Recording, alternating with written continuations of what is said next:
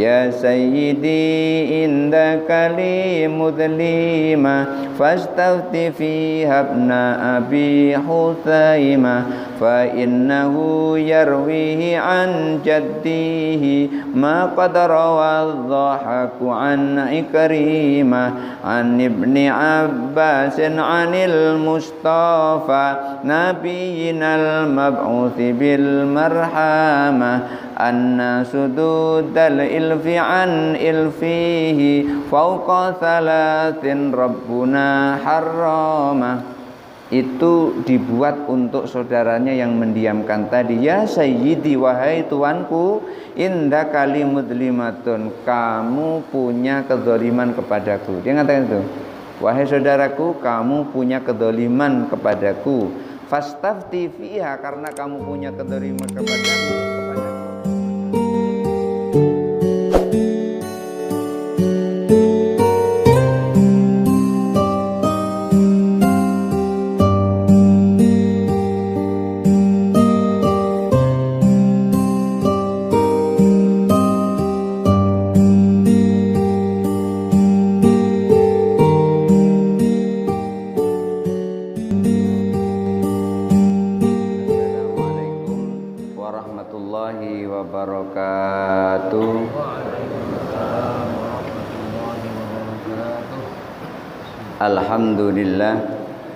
Alhamdulillahi nasta'inuhu wa nastaghfiruh wa na'udzu billahi min syururi anfusina wa min sayyiati a'malina may yahdihillahu fala mudhillalah wa may yudlilhu fala hadiyalah.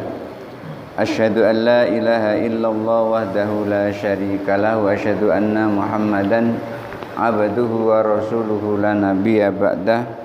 Allahumma salli ala sayyidina Muhammad wa ala ali sayyidina Muhammad.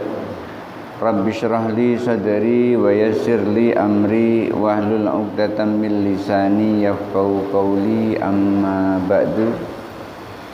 Bapak Ibu hadirin jamaah Masjid Nurul Hasanah, jamaah salat subuh yang dirahmati Allah. Pengertian hijrah dari hadis innamal a'malu binniyat ila akhirih telah sampai kepada yang kedua. Berikutnya memasuki pada pengertian yang ketiga, al-hijratu tsalitsatu, hijrah yang ketiga itu adalah hijratul qabaili ila Rasulillahi sallallahu alaihi wasallam. Hijrahnya kabilah atau suku kepada Rasulullah sallallahu alaihi wasallam. Mereka hijrah atau pindah atau pergi dari tempatnya menuju Rasulullah liyata'allamu syara'i'a. Mereka ingin belajar syariat, ingin belajar ilmu agama kepada Rasulullah. Setelah mereka bertemu dengan Rasulullah dan belajar kepada Rasulullah tentang syariat yang Allah turunkan, wa yarji'u ila qaumihim, setelah itu mereka kembali ke kaumnya, kembali ke tempat asalnya, belajar kepada Rasulullah. Setelah mengerti, faham, kembali ke kaumnya. Setelah mereka kembali ke kaumnya itu, fayu'allimuhum, ganti mereka mengajari kaumnya itu. Belajar dulu kepada Rasulullah, setelah belajar kepada Rasulullah kembali kepada kaumnya. Setelah kembali kepada kaumnya, mereka mengajarkan ilmu yang didapat dari Rasulullah SAW itu kepada kaumnya. Itu pengertian hijrah yang ketiga. Al-hijratur rabi'atu, pengertian hijrah yang keempat, hijratu man aslama min ahli Makkah. Hijrahnya orang yang telah masuk Islam dari penduduk Mekah. Karena penduduk Mekah ini aslinya adalah sebelumnya itu suka menyakiti Rasulullah, sehingga Rasulullah sampai pindah ke Habasyah dan bahkan berikutnya pindah ke Madinah. Itu karena mereka orang-orang penduduk Mekah itu menyakiti, mengganggu Rasulullah SAW dan orang-orang yang mengikuti Rasulullah SAW. Maka hijrah orang yang telah masuk Islam di Makkah ini, mereka itu adalah liya'tiyan Nabi sallallahu alaihi wasallam. Mereka itu mendatangi Nabi sallallahu alaihi wasallam, orang yang telah masuk Islam dari penduduk Mekah, mereka mendatangi Nabi sallallahu alaihi wasallam, tsumma yarji'u ila qaumi, lalu kembali setelah itu ke kaumnya lagi. Artinya apa? Artinya mirip dengan kabilah-kabilah yang mendatangi Rasulullah, tetapi ini adalah perorangan yang mendatangi Rasulullah SAW untuk belajar kepada Rasulullah. Setelah itu mereka kembali ke Mekah dan mereka pun menyebarkan agama Islamnya di Mekah itu. Inilah kebijaksanaan Rasulullah SAW ketika menyetujui perjanjian antara Rasulullah dan penduduk Mekah. Artinya ketika orang-orang yang di Madinah itu pergi ke Mekah, tidak boleh kembali ke Madinah. Ini keuntungannya adalah karena tidak boleh kembali ke Madinah, mereka bisa menyebarkan seluas-luasnya agama Islam di Mekah pada saat itu. Al-hijratul khamisatu, maka hijrah yang kelima, al-hijratu min biladil kufri ila biladil Islam. Pindah dari wilayah orang-orang kafir ke wilayah orang-orang yang di dalamnya memeluk agama Islam. Artinya mereka berada di tempat yang di dalamnya banyak orang-orang kafir, kemudian pindah ke daerah yang damai. Oleh karena itu fala yahillu li muslimin al-iqamata bidaril kufri. Oleh karena itu tidak boleh atau tidak halal bagi seorang muslim untuk menegakkan rumah atau membangun rumah di wilayah orang kafir. Kenapa kok tidak boleh menegakkan rumah atau bertinggal di tempat orang yang kafir? Kalau mereka bertinggal atau bertempat di tempat orang yang kafir, ini akan mengakibatkan ketika dia mau beribadah kepada Allah, dia harus sembunyi-sembunyi. Sementara Islam sudah disebarkan oleh Rasulullah SAW secara terang-terangan, ini masih sembunyi-sembunyi. Wa qala al-Mawardi, dan menurut Imam Mawardi beliau menyampaikan fa in sara lahu biha ahlun wa ashiratun.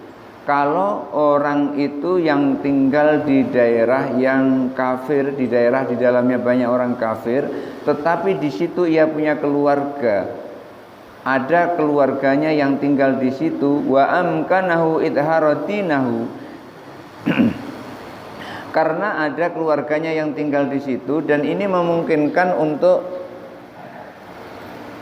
memunculkan atau menunjukkan agamanya. Jadi nggak perlu sembunyi-sembunyi dan itu aman karena di situ ada keluarganya yang melindunginya secara duniawi, telah melindungi karena itu adalah keluarganya. Orang yang seperti itu kalau tinggal di daerah orang-orang kafir, di dalamnya banyak orang kafir, lam yajuz lahu ayyuhajira, tidak boleh pindah dari situ. Kenapa? Karena di situ sudah aman. Kecuali kalau di situ tidak aman. Jadi yang disebut dengan hijrah pindah ini berarti merasa di tempatnya itu tidak aman. Untuk mengamankan diri supaya kehidupannya tenang, maka ia perlu hijrah. Kalau di situ sudah aman, tidak ada yang ganggu, maka tidak boleh hijrah. Li annal makanal ladzi huwa fihi shara darul islami. Karena tempat yang ia tempati di situ itu adalah merupakan daerah yang sudah damai. Maka hijrah ini pindah dari satu tempat ke tempat yang lain, ini tujuannya adalah untuk mencari yang lebih baik, bukan justru malah mencari yang tidak lebih baik dari sebelumnya. Maka ketika seorang hijrah, maka yang ia peroleh adalah ia lebih baik dari sebelumnya. Seumpamanya ini, sebetulnya saya ke Jambi ini juga tidak sengaja.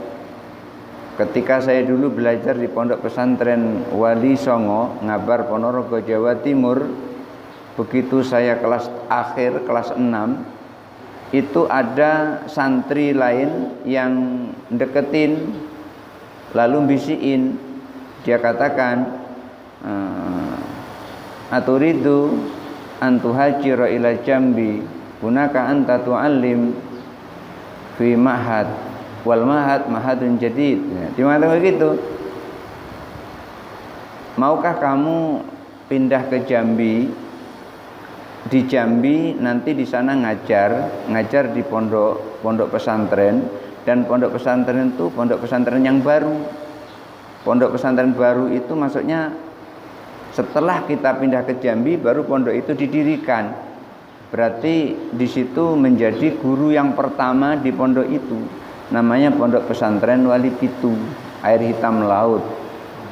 Dan perjalanannya pun sangat lama karena waktu itu mobil dari Jawa Timur ke Jambi ini agak jarang. Dan perjalanannya dari Jambi menuju ke Nipah Panjang itu pun memerlukan semalaman. Berangkat jam 4:30 sore lewat Tongkang, naik Tongkang itu sampai ke Nipah Panjang itu sudah pagi, subuh. Kadang subuhnya di Tongkang itu karena sampai sana sudah jam 6 sudah tinggi. Kenapa kok saya mau seperti itu? Karena saya menyadari bahwasanya orang tua itu tidak mungkin untuk memberikan dana kuliah, karena setelah tamat pondok kan harusnya kuliah gitu biar untuk nambah ilmu. Sementara itu saya melihat kondisi orang tua itu susah. Ya nyangkul aja sehari itu cuman 500 rupiah waktu itu, nyangkul sehari 500 rupiah. Ini biaya kuliah kan waktu itu 86.000 satu semester. Nah, kalau nyangkul sehari 500 rupiah, berapa hari itu nyangkul itu? Lalu makannya gimana? Maka saya pamit kepada orang tua, cuman satu yang saya minta, berkah dan doanya itu saja, biar saya berjuang di Jambi dengan susah payah. Akhirnya saya pun ngajar di Pondok Pesantren Wali Pitu selama 1 tahun. Ternyata di situ saya diberi rezeki oleh Allah 1 bulan itu 70.000. Tahun itu 1 bulan 70.000, tahun 90. Berarti itu saya pikir, nah di Jambi ini ternyata memungkinkan sekali untuk bisa kuliah, karena 1 bulan saja sudah dapat 70.000. Sementara makan saya tidak banyak, 1 hari itu makan cuman 1 cangkir, 1 gelas 200 ml itu dibagi untuk sarapan, makan siang sama makan malam. Sehingga berat badan saya itu sekitar 45-50 gitu. Jadi karena makannya nggak banyak. Jadi sering banyak tirakatnya jadinya di situ. Tujuannya adalah supaya memperoleh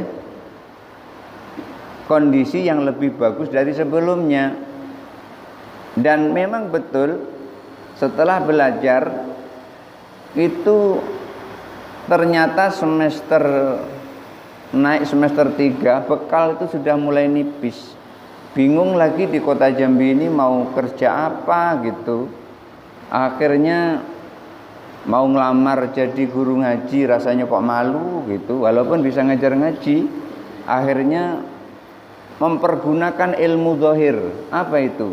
Ngajar pramuka. Jadi pembina pramuka itu di SD 66, SD 123 depan SMP 7 itu. Karena saya tinggalnya dulu adalah di Bunga Raya. Lorong Bunga ya, masih ada nggak Lorong Bunga Raya ini? Yang di BLK, ke arah BLK. Di situ ada Masjid Nurul Iman. Akhirnya mentok, alhamdulillah saya dipertemukan oleh Allah dengan Ibu Khadijah namanya sebagai pembimbing akademik pada saat itu, istrinya Pak Hatta. Direkomendasikan untuk menemui Ibu Dahniar Wahab Nasution, Ibu Dahniar Wahab Lubis. Disitulah saya bertemu, ditanya oleh Ibu Dahniar, Ustadz bisa apa? Katanya begitu. Saya bisa bahasa Arab, Bu. Saya juga bisa bahasa Inggris, karena di pondok modern itu bahasa Arab dan bahasa Inggris itu jadi bahasa sehari-hari.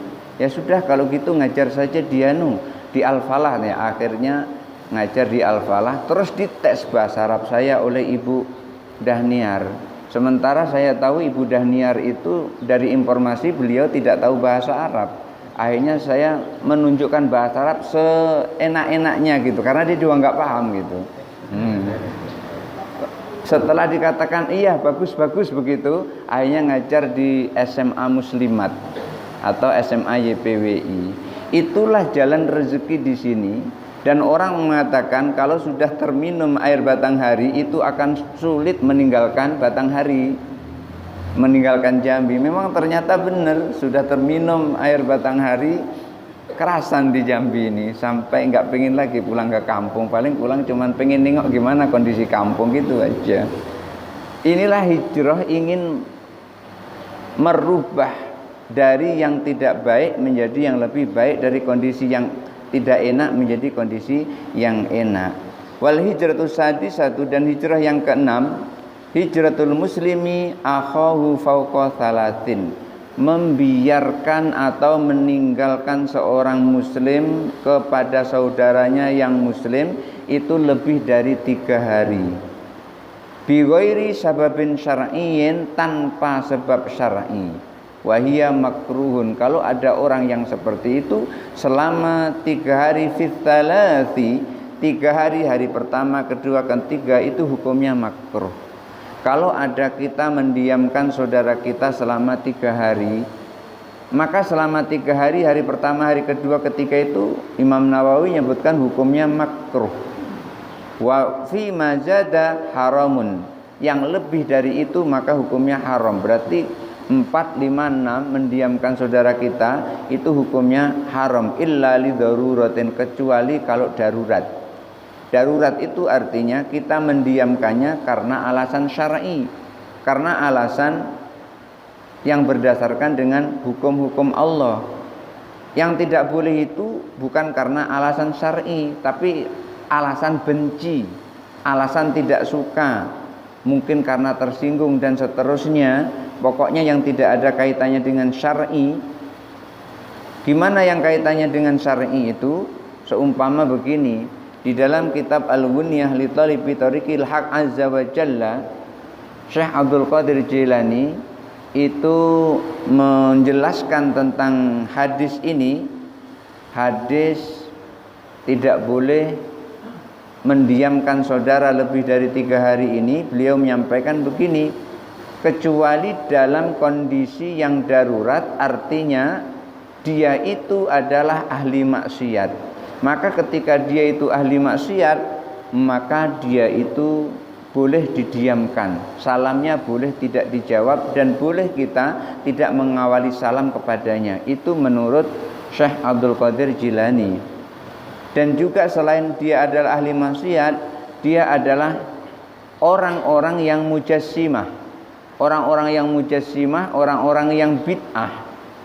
Beliau sampaikan di sini adalah orang-orang yang ahlu bid'ah atau mujassimah itu adalah orang yang menganggap Allah itu bertempat.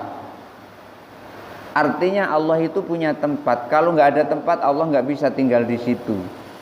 Padahal Allah itu bukan jirim, Allah itu bukan bentuk seperti kita. Maka ketika ada orang yang sholat kemudian membayangkan Allah itu bentuknya seperti ini, seperti ini, seperti ini, maka dalam dirinya itu perlu syahadat lagi. Kenapa?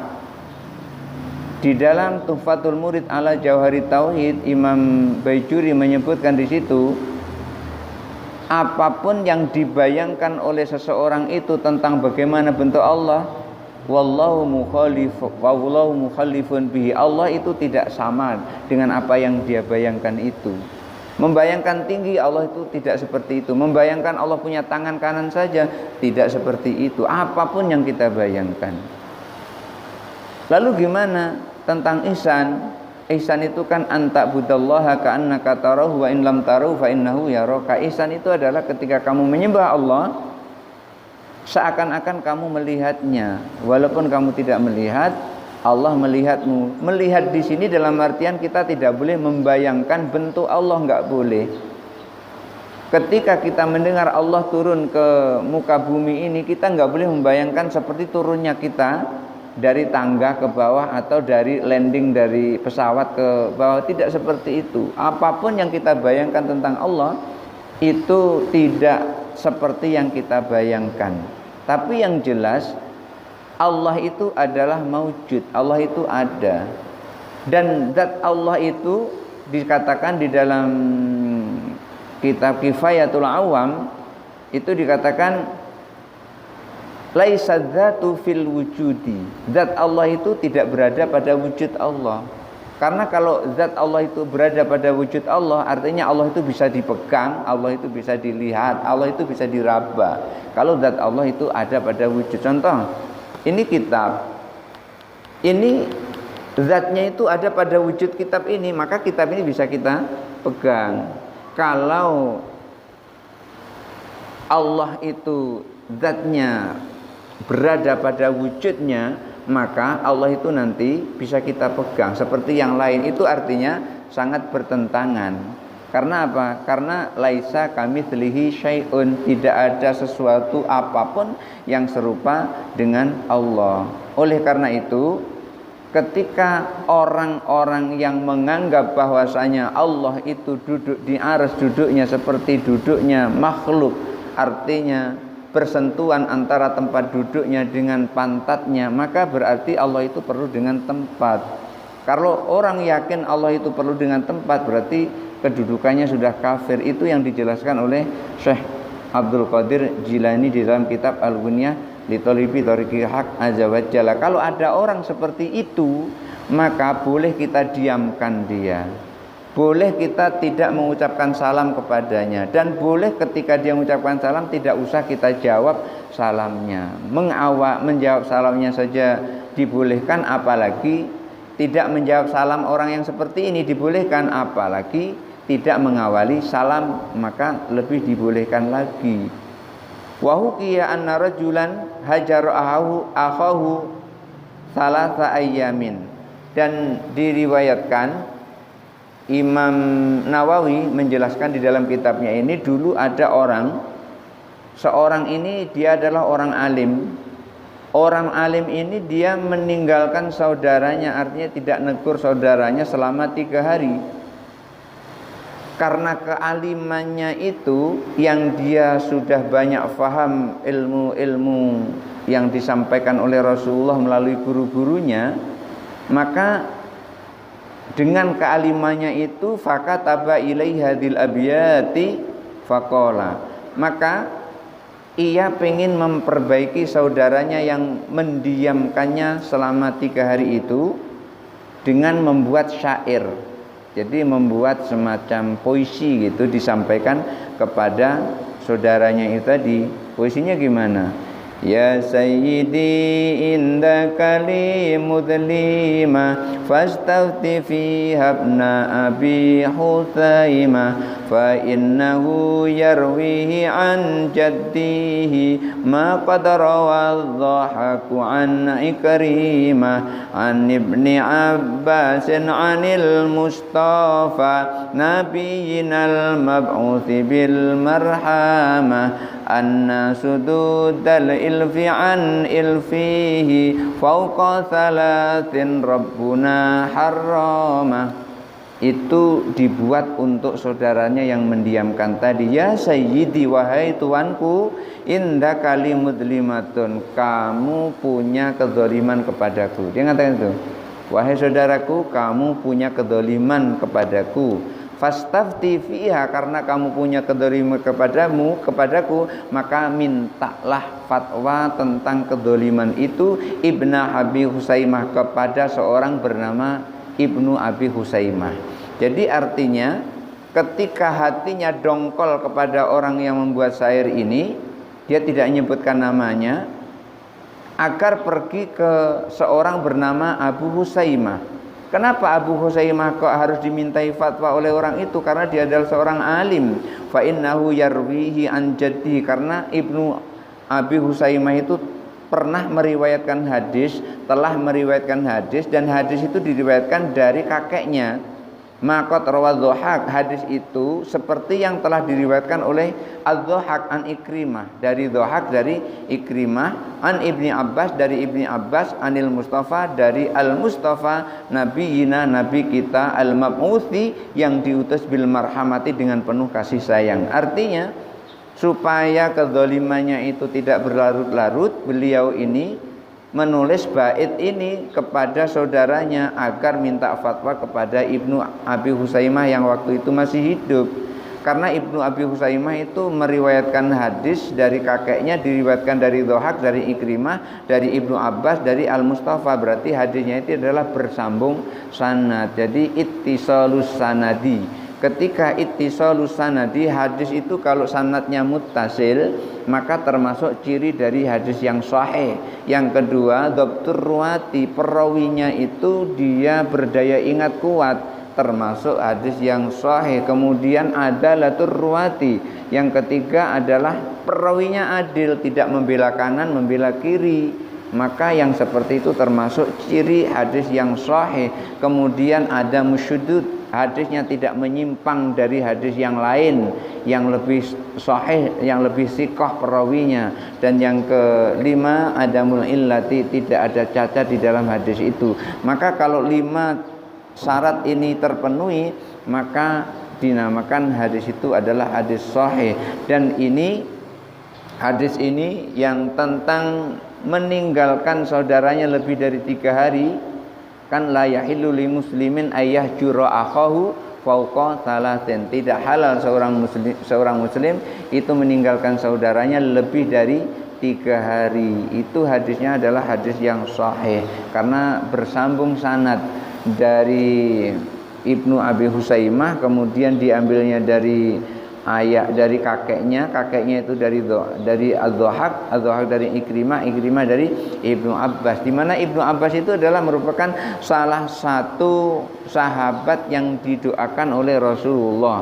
Rasulullah pernah mendoakan Allahumma faqih Ibnu Abbas, ya Allah faqihkan, artinya limpahkan pemahaman ilmu kepada Ibnu Abbas. Itu pernah didoakan oleh Rasulullah SAW. An-nasududal ilfi, bahwa mendiamkan saudara an ilfi dari saudaranya fauqa salatin, lebih dari 3 kali, Rabbuna harama, Tuhan kami mengharamkannya.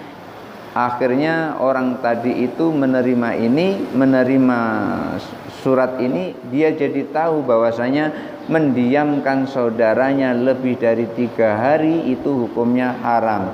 Tapi kalau masih hari pertama dongkol, hari kedua dongkol, hari ketiga dongkol, itu hukumnya masih makruh. Makruh itu dikerjakan tidak apa-apa, ditinggalkan mendapat pahala, itu makruh. Tetapi lebih dari 3 hari itu hukumnya adalah haram. Al-hijratus sabi'atu, hijrah yang ke-7, hijrah yang ke-6, yang ke-7 sadis kalau yang ke-6. Al-hijratus sabi'atu hijratu zauji zaujata idza tahaqqaqa nusuzuha, yaitu meninggalkan suami, meninggalkan istrinya, atau suami menjauhi istrinya, idza tahaqqaqa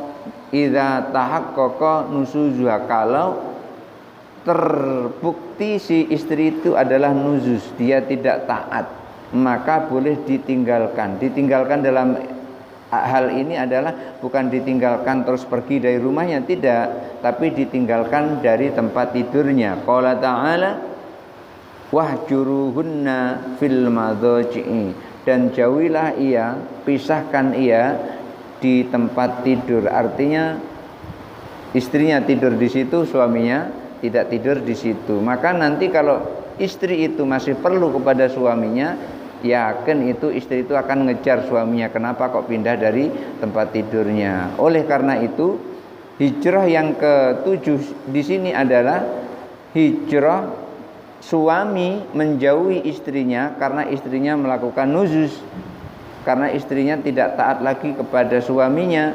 Istrinya ini sudah tidak menjaga kehormatannya. Wa min dzalika, hijratu ahlil ma'asi, dan itu juga termasuk hijrahnya orang ahli maksiat fil makani, artinya mendiamkan orang yang suka bermaksiat di satu tempat. Misalnya di tempat kita ini ada orang ahli maksiat, tidak usah ditegur, tidak usah diucapkan salam, didiamkan saja. Ini ya persis yang disampaikan di dalam kitab Al-Ghunyah li Talibi Tariqil Haq Azza wa Jalla. Orang yang bermaksiat tidak usah ditegur, orang bermaksiat tidak usah diucapi salam, orang bermaksiat tidak usah dijawab salamnya. Wal kalamu, dan juga mendiamkan pembicaraannya. Ketika dia ngajak ngomong, kita cuekin aja karena dia adalah ahli maksiat. Wa jawabus salam, dan tidak usah menjawab salamnya kalau dia itu adalah ahli maksiat. Wabtidai, dan tidak usah memulai salamnya. Ini persis kalau saya perhatikan ini yang disampaikan oleh Imam Nawawi ini persis seperti yang disampaikan oleh Syekh Abdul Qadir Jilani di dalam kitab Al-Ghunyah li Talibi Tariqil Haq Azza wa Jalla bab al-adab. Al-hijratu saminatu, hijrah yang terakhir yang ke-8, hijratu manahallahu anhu, hijrah yang dilarang oleh Allah, artinya yang Allah larang ia tinggalkan, yang Allah perintahkan ia kerjakan. Wahia amul hijrati, yang seperti ini adalah pengertian hijrah yang paling umum, pengertian hijrah yang umum. Oleh karena itu Rasulullah SAW sampaikan, faman kanat hijratuhu ilallahi wa rasulihi, dan siapa yang hijrahnya itu karena Allah dan Rasulnya, maksudnya adalah niatan wa qasdan. Ketika dia pindah dari satu tempat ke tempat lain itu niat dan tujuannya itu karena mentaati Rasulullah, karena mentaati Allah. Fahijratu ilallahi wa rasulihi, maka ia memperoleh pahala dari Allah dan dia memperoleh pahala dari Rasulullah SAW, hukman wa syar'an, baik secara hukum maupun secara syariat. Wa man kanat hijratu lidunya yusibuha, tetapi kalau hijrahnya itu semata-mata itu bukan karena agama, hijrahnya itu semata-mata itu karena mencari dunia saja.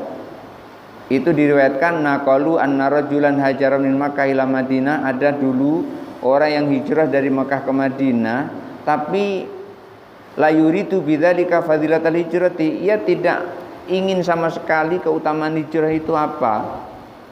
Dia enggak ingin memperoleh hijrah, pahala hijrah itu.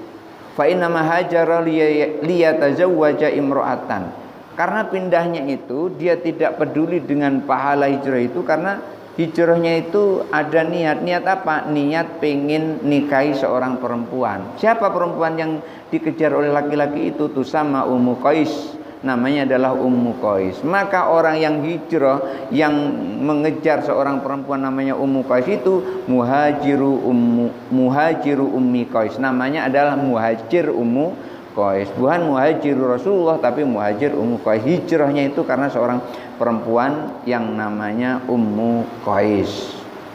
Ini waktunya sudah lewat,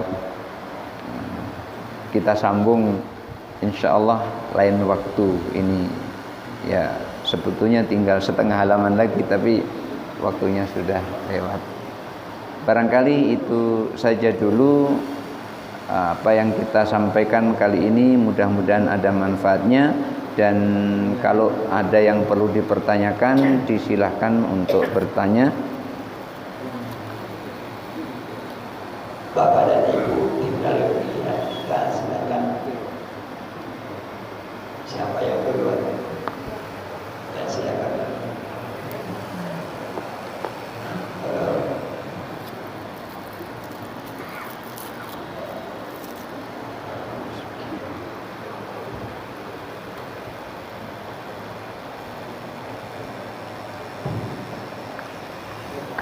Bismillahirrahmanirrahim. Assalamualaikum warahmatullahi wabarakatuh. Waalaikumsalam warahmatullahi wabarakatuh. Tuan-tuan guru yang kami muliakan dan para jemaah hadirin sekalian yang dimuliakan oleh Allah Subhanahu wa taala. Menyimak kajian pagi hari ini sangat menarik bagi saya khususnya. Dari sekian banyak uraian hijrah itu, maka saya akan mengambil satu zikra yang tadi dikatakan rukun ihsan.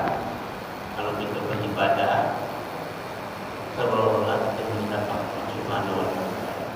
Kalau kita belum mampu melihat Allah Subhanahu wa taala itu, maka ketahuilah bahwa Allah itu melihat kita. Jadi ini sangat penting untuk kita ketahui semua akan tentang pengenalan kepada Allah Subhanahu wa taala. Nabi Musa sebelum diangkat Rasul, Allah berfirman, "Hai Musa, engkau aku lebihkan dari semua manusia pada zamanmu, karena engkau akan aku angkat Rasul." Jadi Nabi Musa itu orang yang sangat cerdas, paling pintar dari seluruh manusia di pada zamannya. Tapi dia tentang tauhid ini seperti orang awam sekali. Sangat awam sekali dia tentang tauhid ini dalam komunikasinya. Bahkan lebih awam dari kita kebanyakan manusia. Jadi Musa itu artinya setelah saya pelajari sekarang ini kan, itu memberi pelajaran bagi kita supaya kita kritis untuk mengenal Allah itu seperti apa. Jadi tadi dikatakan beribadahlah kita untuk mengenal, seolah-olah apa itu, seolah-olah kita tuh melihat Allah, menyaksikan bahwa kita beribadah. Dulu Nabi Musa juga berkata, "Ya Allah, tampakkanlah dirimu agar aku dapat melihat engkau." Jadi ini dari dulu sampai sekarang tetap menjadi kajian yang harus kita pecahkan masalah ini. Jadi yang saya tanyakan kepada Tuan Guru kan, ada istilah hijab, bahwa kita itu terhijab kepada Allah Subhanahu wa taala itu kan. Artinya terdinding. Kita tidak bisa kan melihat Allah Subhanahu wa taala itu terhijab karena terdinding kan. Maka seorang penulis buku Al-Hikam, Ahmad Ibnu Athaillah As-Sakandari, dia mengatakan, aku heran kepada manusia. Akalnya tidak berjalan. Masa tidak bisa melihat Allah Subhanahu wa taala itu? Ya Allah itu sangat jelas. Allah sudah mengatakan bahwa aku bersamamu. Kemanapun kamu berada, aku bersamamu. Nah, maka kan dikatakan lagi oleh pengarang buku Al-Hikam itu, aku menjadi heran. Kok akalnya tidak berjalan, kok tidak bisa melihat Allah Subhanahu wa taala. Artinya di sini yang saya tangkapkan, manusia itu hanya terbatas melihat ciptaannya, makhluknya saja yang terlihat. Misalnya kalau si A marah kepada saya melihat kalau seseorang itu marah kepada saya, arti memang diri dia yang marah kepada saya. Tidak terlihat bahwa yang menyebabkan seseorang itu dibalik kemarahan seseorang itu kepada kita. Jadi yang saya tanyakan di sini, karena jiwa kita itu kan dipandang oleh Allah Subhanahu wa taala 3 hal di dalam peribadatan. Antara lain dari sekian banyak hal. Yang satu pengabdian kita, yang kedua ilmu kita, yang ketiga ihwal hati kita yang dilihat oleh Allah. Nah, yang saya tanyakan ini kan ilmu kita kepada Allah Subhanahu wa taala dan ilmu kita terhadap peribadatan ini. Karena hadis kursi menerangkan, Allah berfirman dalam hadis kursi, aku adalah perbendaharaan yang tersembunyi. Aku ingin dikenal dan diketahui.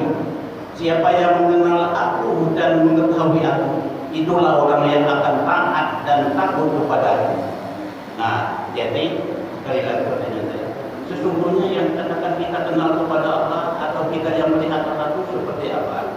Terima kasih. Wassalamualaikum warahmatullahi wabarakatuh. Waalaikumsalam warahmatullahi wabarakatuh.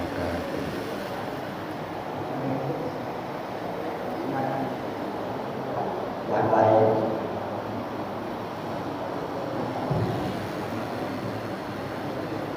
silakan belakang dekat saja.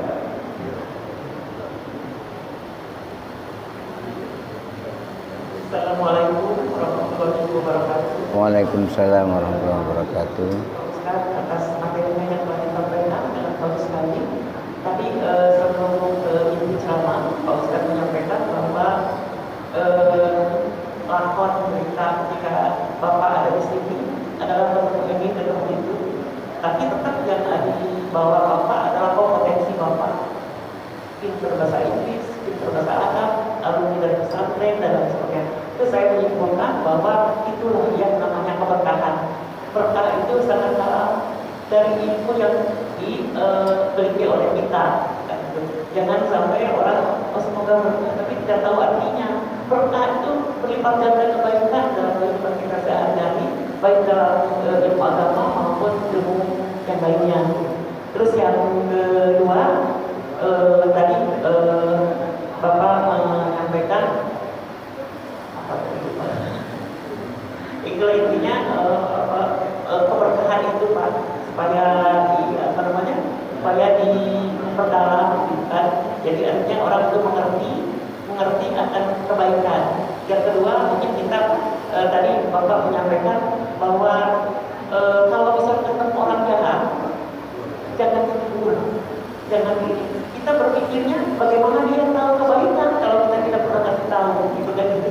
Jadi artinya mungkin dengan cara-cara yang intelek, dengan cara yang ini, dengan apa yang kita pertolongan kepada Allah, sekecil apapun tetap diberikan kebaikan kepada orang-orang yang sedang melakukan kesalahan atau maksiat dan lain sebagainya. Demikian saudara sekali, terima kasih. Billahi taufiq wal hidayah. Wassalamualaikum warahmatullahi wabarakatuh. Waalaikumsalam warahmatullahi wabarakatuh.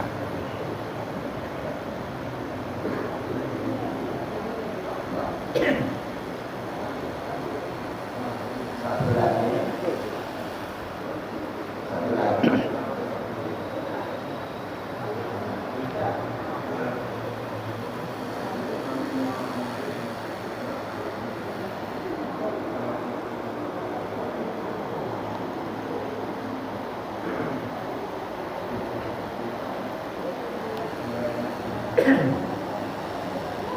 Bapak dan Ibu,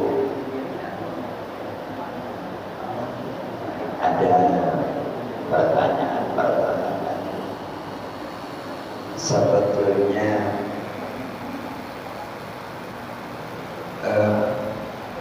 kita punya tangga ilmu ini awaluddin ma'rifatullah. Awal agama itu mengenal Allah. Bagi tauhid Ahlus Sunnah wal Jamaah itu harus mengetahui ilmu tauhid. Bagaimana mengesahkan Allah. Kalau kita langsung ke tasawuf, tauhidnya tidak kuat, itu bisa jadi syirik. Ya. Maka itu tangganya dari tangga yang sifatnya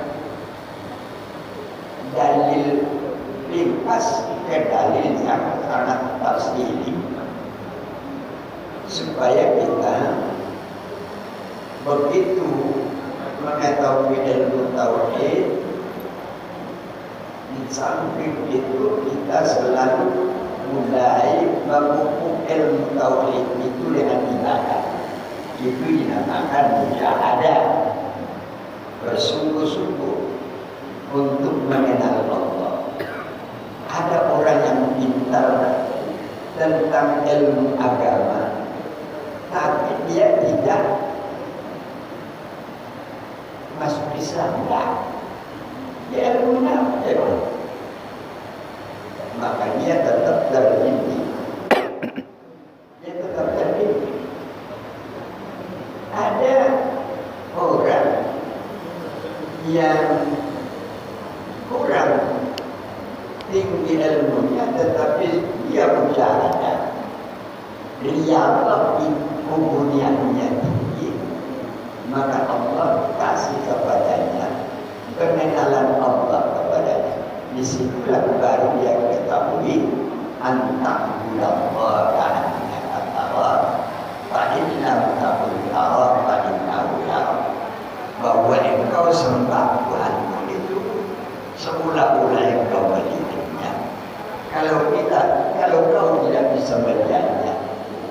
dia tetap melihat.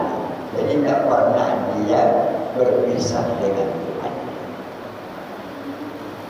Jadi di sini di dalam ilmu tasawuf dinamakan yuk, yaitu bagaimana merasakan adanya Allah hadir terus di dalam hidupnya. Ini yang penting. Jadi kita kadang masih tingkat tidak merasakan bahwa kehadiran Allah dalam hidup kita ini karena kata roh seolah-olah itu. Maka itu kita di sini pentingnya kita selalu minta dengan Allah. Atau kalau Nabi Musa, Nabi Ibrahim alaihissalam, apa? Beliau bilang, hari ini apa itu? Perlihatkan kepada engkau kepada Rabbi arini kaifa tuhyil mauta. Ya, Tuhan kata Nabi Ibrahim, tolong perlihatkan dengan engkau, perlihatkan kepadaku bagaimana kau menghidupkan orang mati. Jadi perlu pembuktian. Kita juga dalam pembuktian ini sering di waktu kita terdesak, tahu-tahu kita berdoa dengan penuh harap, tahu-tahu Muncul, dapat. Cuma kita tidak mau makainya. Nah, jadi kalau Nabi Ibrahim alaihissalam, beliau bilang, Allah bilang, ambil burung merpati 4 yang lain warna bulunya, cincang sehalus-halusnya, antar setelah kau cincang antar ke 4 puncak bulu, baru panggil saya datangkan merpati yang kau cincang. Kalau Uzair, dia beliau Nabi Allah, tidak Rasul Allah. Dia, ya Allah, bagaimana kau mengembalikan semua yang ada ini, mengembalikan manusia yang hancur dulu, binatang yang sudah hancur dulu, besok jadi kiamat. Ya, Allah ajari, Allah tunjukkan 100 tahun. Fa'ama tahu mi'ata amin summa ba'asahnya. Fa'ama tahu mi'ata amin summa ba'asah. Ya, kamu labista. Qalu labista au ba'da yaum. Berapa lama kau tidur Uzair? 1 hari atau setengah hari. Dijawab Allah, labista mi'atu amin. Kau sudah tidur 100 tahun lagi. Itu pembuktian. Fangdur ila ta'amika wa syarabika. Fangdur ila ta'amika wa himarik. Itu tengok makanan yang kau bawa, kurma yang kau siapkan makananmu itu sudah tumbuh sampai tinggi. Dan juga tengok udara itu sudah hancur tulang-tulang. Pergi kau cari, pergi kau bawa duitmu ke kampung itu, masih kenal kan mereka. Kita banyak yang tak kenal duit zaman Belanda lagi. Iya. Maka itu Allah mengajar kita. Maka itu kesimpulannya Pak Kasih. Bagaimanapun kalau Allah tidak ajari kita, tidak akan tembus. Walaupun kita punya ilmu, maka itu untuk itu selalu mujahadah mengerjakan perintah Allah dan meninggalkan larangan Allah karena Allah. Itu ketemuan.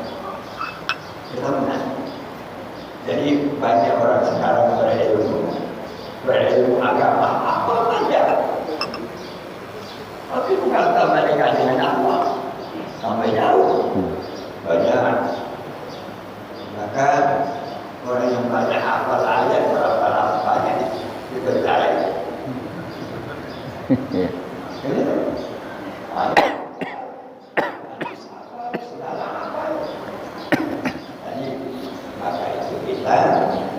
Kita minta supaya Allah yang memperlihatkan dirinya kepada kita dengan secara yakin dan tarawunnaha aynan yakin.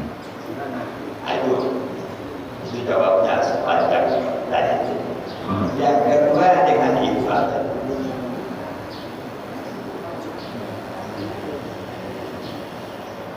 Menanggapi materi masalah tingkat ilmu, maka itu man alima nuqata qawmin amina min makri. Siapa yang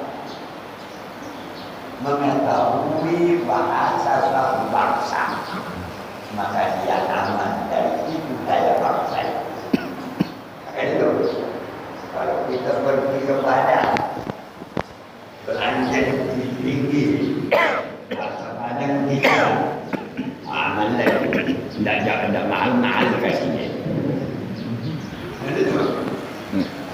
Kalau kita ke toko Cina, bahasa Cina kita jauh lebih bergandakan.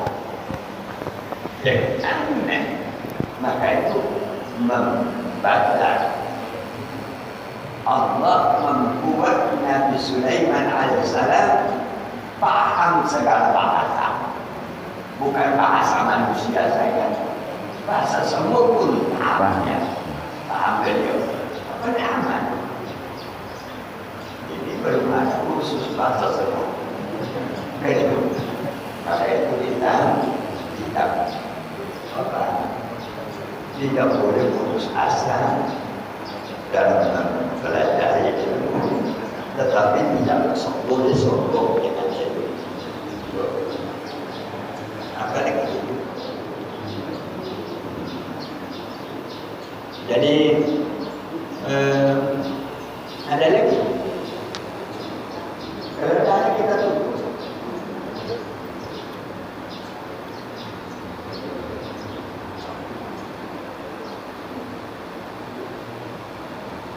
Jadi kita berdoa, mudah-mudahan Allah panjangkan umur kita di bulan Ramadan sampai sesudah hari raya nanti kita kembali lagi. Jadi kita ini berharap terus bahwa kita bagaimana kita berilmu yang bermanfaat. Ukuran ilmu yang bermanfaat bukan menjadi orang kaya, tapi kita selamat dunia dan akhirat. Itulah ilmu yang baru. Nah, ilmu orang kaya, apa? Sekolah bisnis baik kita ke 10 tahun aman lagi. Itu sekolah bisnis Prancis ada ke Jerman, datang karena harga manggis di hotel-hotel berbintang di Jerman itu bisa 100.000 satu manggis. Pendapat kita. Tapi ini selamat dunia. Hari kita berdoa. Alhamdulillah masyaallah. Bismillahirrahmanirrahim. Alhamdulillah rabbil alamin. Amin. Allahumma shalli ala sayyidina Muhammad wa ala ali sayyidina Muhammad. Allahumma ya Rahman ya Rahim. Allahumma arzuqna ilman